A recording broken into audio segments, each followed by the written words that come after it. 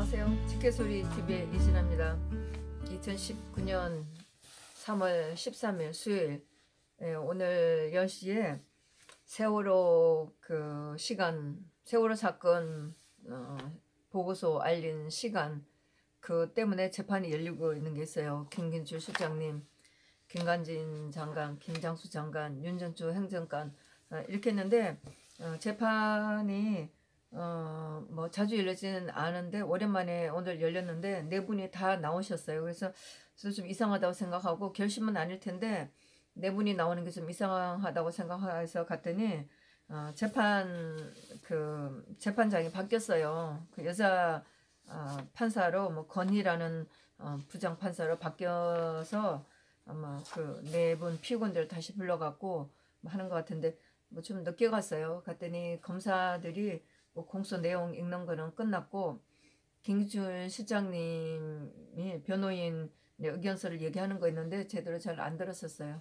뭐 그 작년에 아마 이 세월호 관련 사건을 2017년도 그 국회에 그 서면 질의 답변서에 그 세월호 관련 보고서 시간을 보낼 때 시간을 좀 다르게 했다고, 작년 이맘때쯤인가 1월달쯤에 그 캐비넷 문건이라고 해서 엄청 나온 게 있어요. 최소원 씨 그 피고 최소원 씨 재판하고 선고를 앞두고 대통령 또 2월 27일 결심을 앞두고 청와대 문건 막 쏟아진 게 있어요. 도깨비 방망이처럼. 아마 그때 그 문서 중에 하나일 텐데, 여기 보면은 그 국회 서면 질의 답변서에 허위 기재하는 등 대통령 지시 시각을 조작해 이렇게 하는데, 대통령께 올린 시간이 아마 10시 좀 넘어서 이렇게 했을 텐데, 그거를 실제로 그 청와대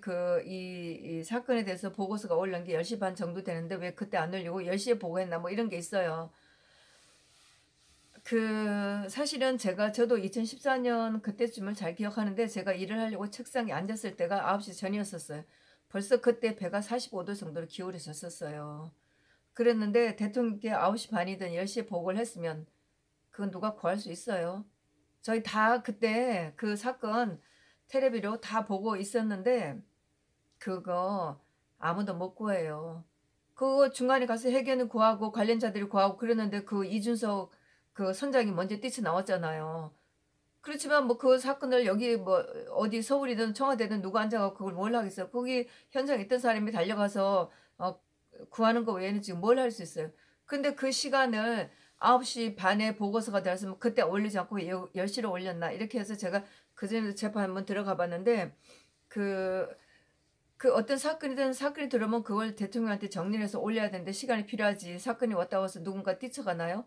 그리고 그 시간에 대통령이 뭐 그 집무실 나와 있는지 그건 모르지만은, 하여튼 뭐 그 보고서가 들어온다고 해서 바로 올릴 수 있는 상황은 아니고 절차를 밟아서 올리면은 시간이 걸릴 텐데, 그 30분 가지고 지금 난리를 펴갖고 캐비넷 문건 해갖고 난리 지금 그건데, 보니까 김기춘 시장도 내가 시간을 뭐 변경해서 올리라 그렇게 지시한 게 없다 이제 이렇게 좀 주장을 하는 편이었었고, 그리고 2014년 4월 16일에 사고가 났는데, 그 사고가 났고 그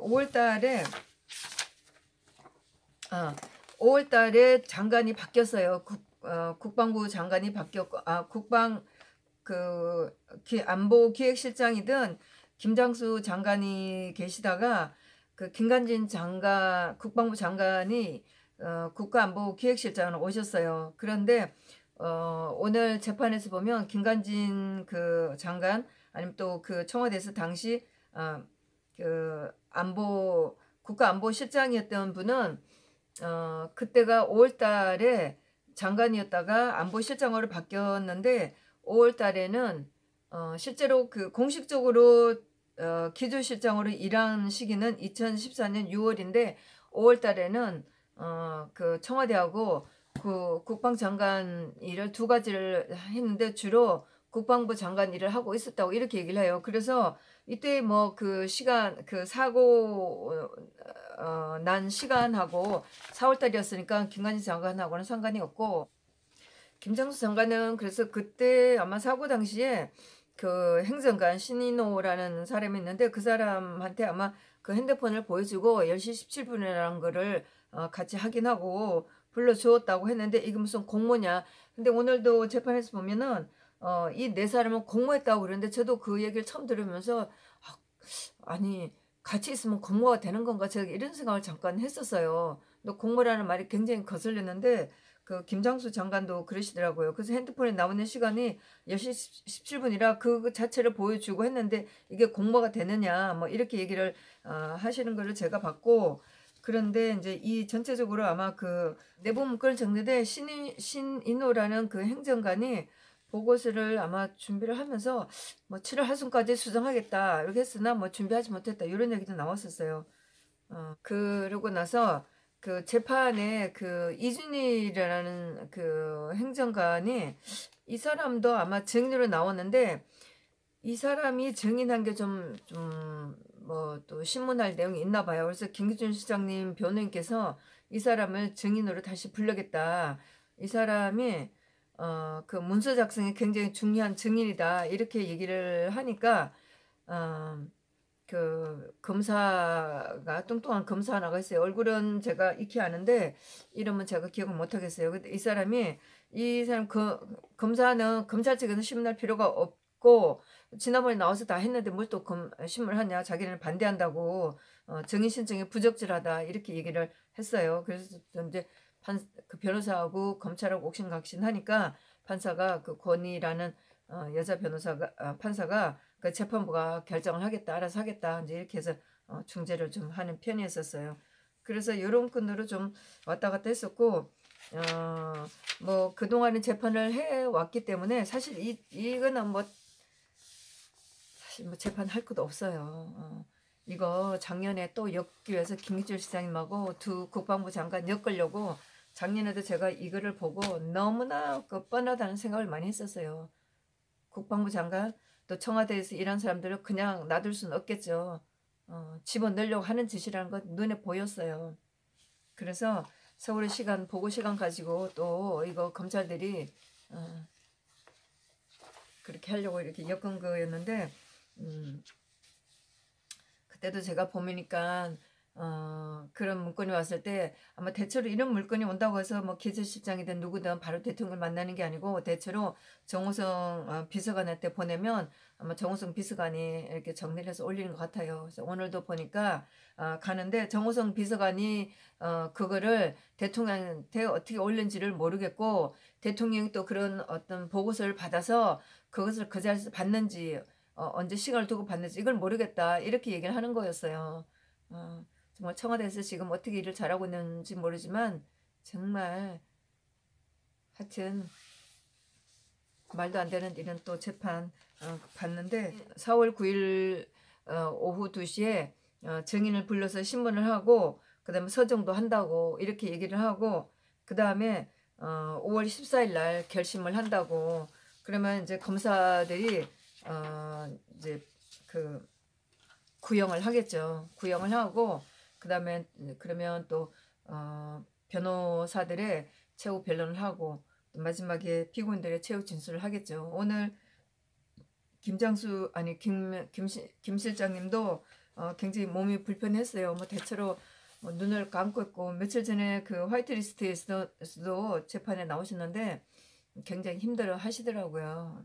뭐 거의 뭐 조는 듯이 막 눈을 감고 눈도 힘줘서 감고 있는 그런 모습이었는데 오늘도 그랬어요. 그렇게 앉아있다가 나중에 좀 답답하니까 거기에 대해서 그 직접 얘기를 하시는 나왔는데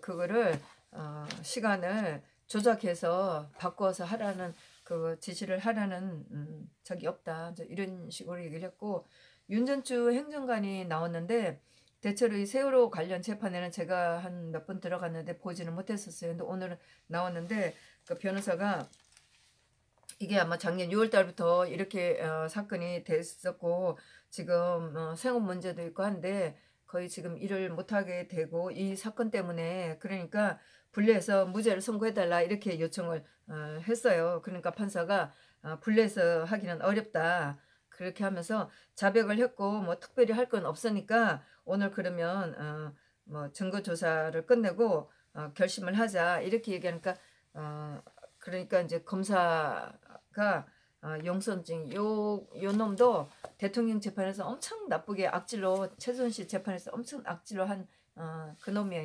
이 놈이 그 윤전추 행정관에 대해서 이제 결심을 하는데 정인으로 출석을 해서 허위 증언을 했다. 뭐 검찰이 이런 말 아니면 뭐 할 말이 뭐 있겠어요? 그러면서 특별한 목적을 가지고 허위 진술을 했다. 그리고 재질이 무겁다 이렇게 얘기를 하면서 그렇지만 잘못을 인정하고 깊이 반성을 한다는 것을 인정을 해서 징역 1년 6개월을 구형을 한다 이렇게 이야기하는데 정말 검찰들의 너무나 그 선심 그러니까 배려한 마음에 좀 눈물이 날 것 같았어요. 1년 6개월이라니 이것들이 나왔다 하면 그냥 징역 5개월, 징역 5년, 징역 3년. 저는 무죄는 이거 그냥 단순하게 생각해서 이거 그냥 무죄로 하겠다 이렇게 할 줄 알았어요. 왜냐하면 제가 몇 번 들어갔었는데도 그때도 윤전추 행정관은 나오지 않았기 때문에 거의 뭐 이 사건하고도 관련이 없다고 생각해서 무죄라고 할 줄 알았는데 뭐 아니 그 말 한마디 이거 하나 가지고 뭐 재질이 무겁다고 그래서 징역 1년 6개월. 정말 한마디 소리 지르고 싶은데 그런 좀 잊어버렸어요. 뭐 그렇게 날짜 정하고 그러는데 날짜를 정하는데 여자 그 검사가 사건이 그렇게 많지 않은지 뭐 피고인들한테 뭐 이 날짜가 좋으시겠어요? 저 날짜가 좋으시겠어요? 뭐 오전 하루 종일 할까요? 오후만 할까요? 이렇게 묻는 거 보고 좀 이상하다고 생각은 했어요. 뭐 근데 뭐 목소리는 뚜렷하고 똑똑하게 잘 하겠죠. 그렇게 하고 나왔는데 재판은 끝났는데 또 법정에 있는 직원들이 또 잘난 척을 엄청 하더라고요. 나가라고. 뭐 그게 사실 뭐 그 피고인들 그 뭐 장관님 두 분이 나오셨고 김기철 시장 나오셨고 이렇게 하니까 뭐 다들 옛날에 같이 일하신 분들이 많이 나오신 것처럼 보였어요. 제가 그전에 김관진 장관님 재판에 들어갔을 때 나오신 분들 여러 명은 계셨고 그래서 별로 그 방청객으로 해봤자 뭐 저하고 김 선생님하고 두 분 정도밖에 없는 것 같은데 뭐가 시끄럽다고 그러면서 복잡하다 그러면서 나가라고 또 하더라고요. 그래서 이제 눈치 보고 나왔는데 다들 그 두 장관님께서 김기춘 시장님한테 가서 악수를 하면 인사를 다 했고 또 윤전추 행정관도 김 실장님한테 가서 다 인사를 하고 그렇게 나오는 걸 제가 봤어요. 좀 법원에 복도로 좀 나와서 이제 근데 김기춘 시장님이 그 법정 내 뒷구멍으로 나가지 않고 가운데 문으로 나가지 않고 복도로 나오셨어요. 뭐 그 굉장히 보니까 수의복 그 구치소 그 옷을 수감복을 입고 나오셨는데 목도 다 드러나고 해서 제가 보기엔 너무너무 안타까웠는데 재판이 끝나고 나니까 목 워머를 하시고 또 귀걸이도 하시고 뭐 입마개도 하시고 그런 것 같아서 그래도 좀 몸을 좀 챙기는 걸 보고 좀 다행이다 싶었어요. 그랬는데 이제 그분이 복도로 나오셔갖고 복도라는데 바로 그 뒤에 또 계단이 있었는지 바로 글로 내려가시는 걸 보고 좀 뭐 수고하셨다고 그렇게 얘기하고 두 장관님 이제 나오시니까 수고하셨다고 인사를 건네고 뭐 그전에도 뵙기 때문에 또 저희도 알아보고 같이 인사도 하고 윤전주 행정관 또 뒤따라서 가는데 수고했다고 아유 뭐 눈물이 울컥 나오더라고요. 뭐 고생을 엄청 많이 하고 있을 텐데 그래서 이제 그렇게 이제 헤어지고 그랬는데 아침에 재판에 들어갈 때 염순태 동지가 왔다가 뭐 듣기 싫다고 밖으로 나왔어요. 그래서 저도 복도에 나와서 이따가 또 재판에 오신 분하고 뭐그 피고인들 나오신 분들하고 아는 분들하고 얘기를 잠깐 했는데 그 천재인 검사가 지난번에 봤을 때 뭐 아버지가 해병대 사령관 출신이었다고 이렇게 들었다고 하니까 그게 아니고 뭐 해군 중령이었다고 이렇게 얘기는 그분이 정정을 해주시더라고요. 해병대 사령관이든 뭐 중령이었던 간에 어쨌든 군인 아버지를 둔 검사 놈으로서 하는 짓은 아주 악질이었어요. 저도 지네 아버지가 어떻게 살았는지 모르지만 군인으로서 최소한 국가에 대한 어떤 마음은 있었겠죠. 그런 집안에 자랐을 텐데도 불구하고 어떻게 군인 날 때 하는 짓이 저렇게 하는지 저는 정말 잊혀지지가 않아요. 사이버 댓글 관련돼서 북한에서 공작한 그 문건인지 어떻게 알고 그거 확인도 안 되는데 왜 댓글을 다니 이렇게 한 거 보고 정말 저기 미쳤나 지금 욕 나왔었어요. 예, 도저히 저는 천재를 용서할 수가 없어요. 그렇게 했고 또 김관진 장관님 대해서 굉장히 좋은 말을 하셨고 이거 말고도 그 세월호 관련하고 또 사이버 댓글 이거 말고도 다른 다섯 개 재판이 있다고 전체적으로 7개나 지금 걸려 있다고 이렇게 얘기를 하시는 거예요. 뭐 너무 놀랐어요. 그래서 사모님이 너무너무 말라 있다고 왜 아니겠어요. 전부 다 지금 이 박 대통령 시절에 근무했던 사람들 또 이명박 대통령 때 근무했던 그 요직에 있던 국방부라든가 청와대라든가 국정원 여기 있는 사람들 전부 다 걸어 놓았잖아요. 그래서 하는 얘기가 거의 한 400명 정도가 지금 재판받고 있다고 이렇게 얘기를 하시는 거였어요. 그런 것도 있었고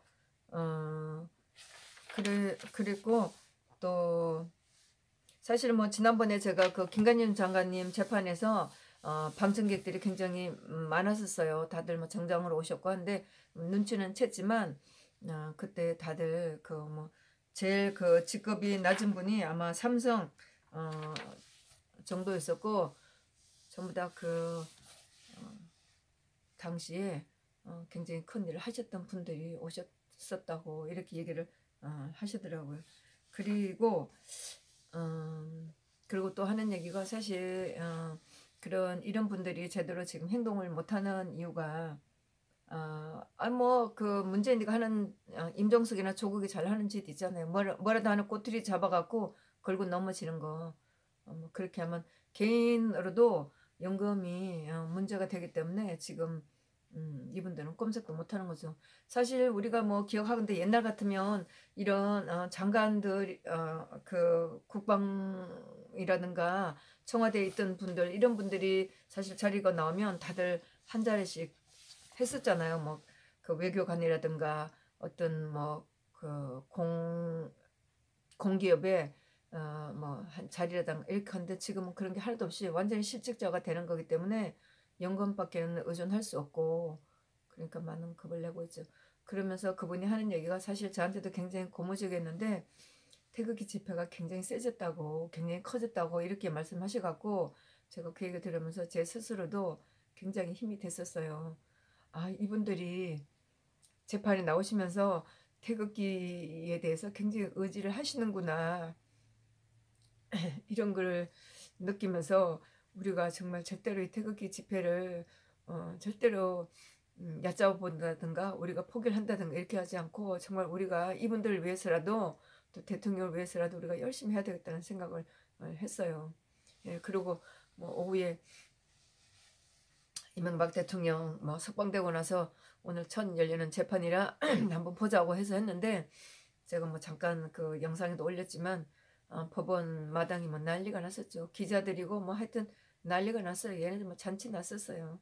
근데 뭐 법정에 들어갈 생각은 안 하고 복도에도 봤더니 줄이 길었었고 뭐 정말 저는 뭐 이 사람들 왜 이렇게 관심을 기울이는지 모르겠어요.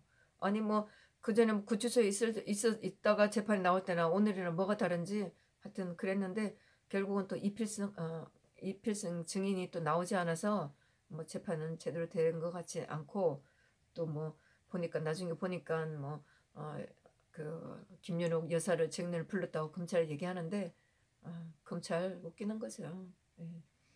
뭐 지난번에 1심에서 증인을 나오지 않았던 사람들을 이명박 대통령이 전부 다 증인을 불렀는데 그렇게 해서 검찰이 아주 그냥 쑥대밭이 될 수가 있으니까 아주 긴장을 하는 거겠죠. 하여튼 뭐 이명박 대통령 재판은 가보진 않았는데 제가 보니까 나중에 나올 때 보니까 주준이가 나왔더라고요.